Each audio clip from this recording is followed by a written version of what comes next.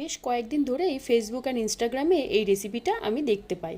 তবে আমি কেন বাদ যাব, তাই আমিও ট্রাই করে ফেললাম এই ঝিঙের খোসা বাটা রেসিপি। বাজার থেকে নিতান্তই আমরা ঝিঙের তো কিনে খাই, কিন্তু ঝিঙের খোসাগুলোকে আমরা ফেলে দিই। কিন্তু এবারে ট্রাই করেছিলাম এই ঝিঙের খোসা বাটা। ঝিঙের খোসাগুলোকে গরম জলে হালকা করে সেদ্ধ করে নিয়ে তাতে মিক্সার গ্রাইন্ডারে দিয়ে সেটার মধ্যে কয়েকটা রসুন কুচি, শুকনো লঙ্কা আর পেঁয়াজ দিয়ে ভালো করে একটা পেস্ট করে নিয়েছিলাম। তারপর কড়াইতে একটু মাস্টার্ড অয়েল দিয়ে চিংড়ি মাছ নুন হলুদ মাখিয়ে সেটাকে হালকা করে ভেজে নিয়েছিলাম। ভাজা হয়ে এলে ওই ভাজার ওপরেই দিয়ে দিয়েছিলাম ওই ঝিঙের খোসা বাটাটা, দিয়ে ভালো করে আরও একবার নাড়াচাড়া করে নিয়ে তারপর গ্লাস দিয়ে ওই চিংড়ি মাছগুলোকে একটু একটু করে ভেঙে দিয়েছিল। জেনেই তো গরম ছিল কড়াইটা ভীষণ, নাড়াচাড়া করে নিয়েছি। তারপর স্বাদ অনুযায়ী লবণ দিয়ে তৈরি করে ফেলেছিলাম এই ঝিঙের খোসা বাটা রেসিপি। গরম ভাতের সাথে এটা কিন্তু খেতে দারুণ টেস্টি হয়েছিল। আমার বরমহাশয় যা খায় না তাও খেয়ে নিয়েছিল।